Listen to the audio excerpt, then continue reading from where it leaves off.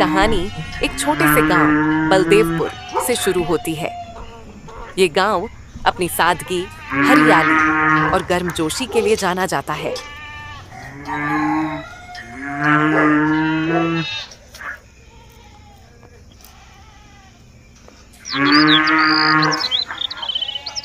बलदेवपुर गांव में एक छोटी सी झोपड़ी में एक माँ सुमित्रा में और उसका बेटा अमन रहते हैं। सुमित्रा विधवा है और सिलाई का काम करके अपना और अमन का गुजारा करती है। अमन 10वीं कक्षा में पढ़ता है।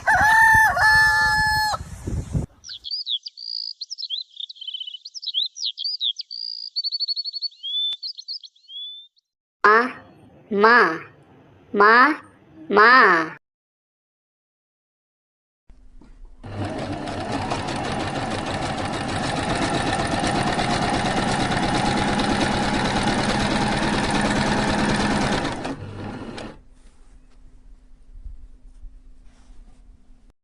माँ, मुझे देर हो रही है, मैं स्कूल जा रहा हूँ माँ। अमन गणित की किताब बैग में रख ली है ना? और बहुत अच्छे से याद रखना, तैयारी करना आधी जीत होती है, क्योंकि हर दिन कुछ नया सीखने का मौका होता है। सिर्फ किताबों से नहीं, जिंदगी से भी। अपने दोस्तों के साथ दयालु बनना, चाहे उनका दिन कैसा भी चल रहा हो, या अगर उत्तर सही ना पता हो तब भी हाथ उठाकर जवाब देने की कोशिश करना। बेटा, गलती करना बुरा नहीं है, गलती से ही हम सीखते हैं। पर वादा करो कि तुम हमेशा अपनी पूरी कोशिश करोगे और कभी हार नहीं मानोगे। और एक बात, टिफिन पूरा खत्म करना। बढ़ते बच्चों को ताकत की जरूरत होती है। पक्का माँ, अलविदा माँ, ख्याल रखना अपना।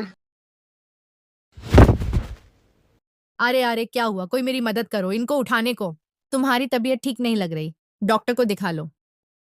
मेरे पास वक्त कहाँ है? अमन की फीस जमा करनी है। उसके सपने मेरे दर्द से ज्यादा बड़े हैं। कुछ साल बाद अमन इंजीनियर बन जाता है और शहर चला जाता है। वह धीरे धीरे माँ से दूर होने लगता है। सुमित्रा की तबीयत अचानक बिगड़ जाती है। डॉक्टर बताते हैं कि उसे लिवर कैंसर है। अमन को खबर दी जाती है, लेकिन वह काम का बहाना बनाकर नहीं आता। डॉक्टर ने कहा है कि आपके पास ज्यादा समय नहीं है। कोई बात नहीं, मेरे बेटे का भविष्य उज्जवल है। मैं उसके रास्ते में नहीं आऊंगी। माँ, माँ तुम कहाँ हो माँ? मैं आ गया माँ। माँ, मैं आ गया माँ। माँ, माँ तुम कहाँ हो माँ? मैं आ गया माँ।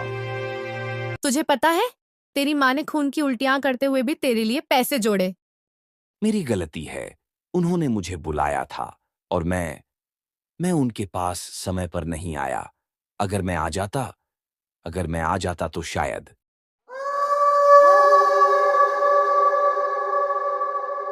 अमन की आत्मा यमदूत यमलोक में ले आते हैं और यमराज जी के महल में उनके सिंहासन के सामने खड़ा कर देते हैं। अमन को होश आ जाता है। अरे, ये कौन सी जगह है? मैं कहाँ हूँ?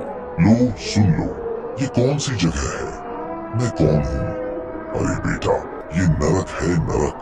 और तुम्हें यमराज जी के दरबार में लाया गया है। इस मनुष्य ने पैसे, इज्जत और गद्दी के लालच में अपनी माँ की उपेक्षा की। ये भयंकर पाप है। अब देखते हैं हमारे स्वामी यमराज जी इसकी क्या खातिरदारी करते हैं। अरे नहीं, हे भगवान, ये मेरे साथ क्या हो रहा है? मुझे बचाइए। अगर भगवान का नाम लेने से हर पाप धुल जाता तो नरक तो खाली पड़ा रहता। तुम्हारे जैसे पापियों की वजह से ही हमारे घरों के चूल्हे जलते हैं। अब कुछ ही पल में ये भी जलेगा।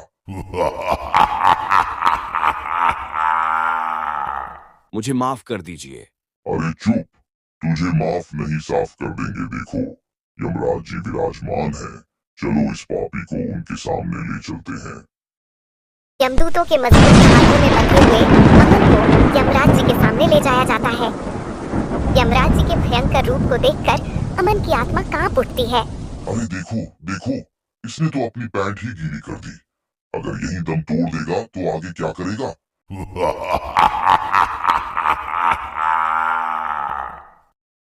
यम है हम यम।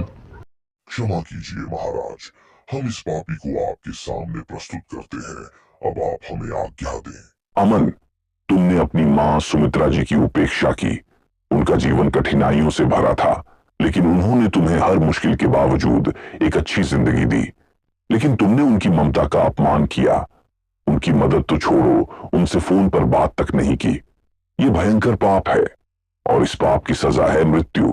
चित्रगुप्त जी, गरुड़ पुराण का वह पन्ना इस पापी को दिखाइए जिसमें इसके पापों का वर्णन है। जो आज्ञा महाराज।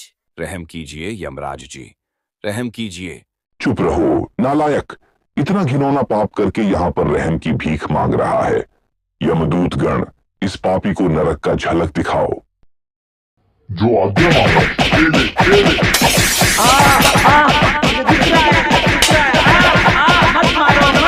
यमदूत गण, रुक जाओ।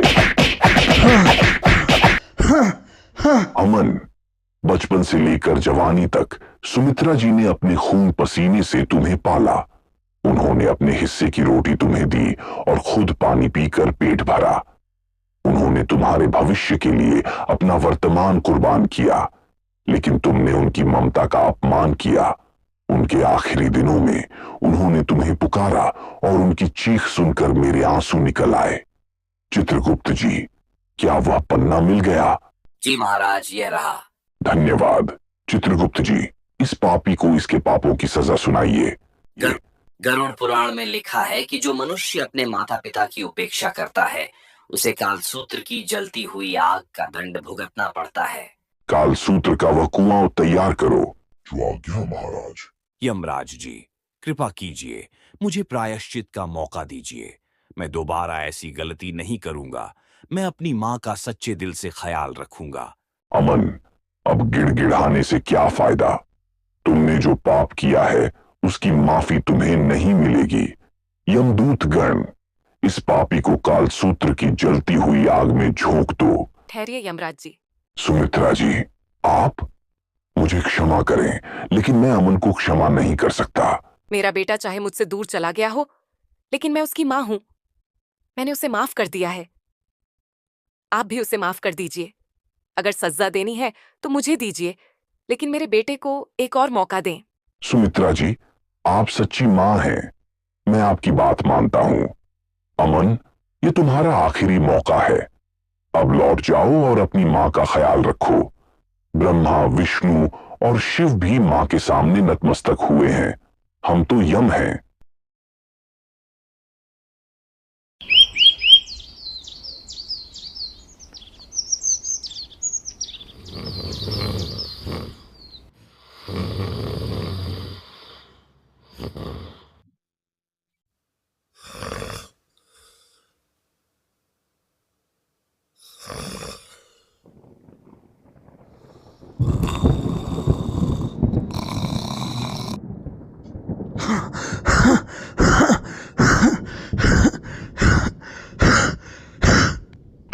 इतना खतरनाक सपना था।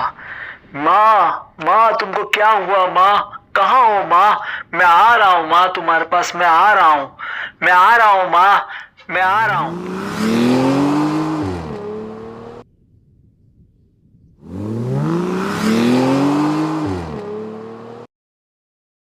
माँ, माँ, कहाँ हो माँ? माँ, मैं आ गया। माँ, कहाँ हो? मेरा राजा बेटा आ गया। कई दिनों बाद आया रे तू। माँ, मुझे माफ कर दो। मैंने आपकी कुर्बानी की कद्र नहीं की। अब से मैं आपकी देखभाल करूंगा। बेटा, तेरा सपना पूरा हो, यही मेरी खुशी है। बस अब तू मेरे पास रह। माँ की ममता असीम है। उनकी कुर्बानी को कभी नजरअंदाज न करें। समय रहते उन्हें प्यार और सम्मान दें, नहीं तो यमराज आपकी खातिरदारी करेंगे।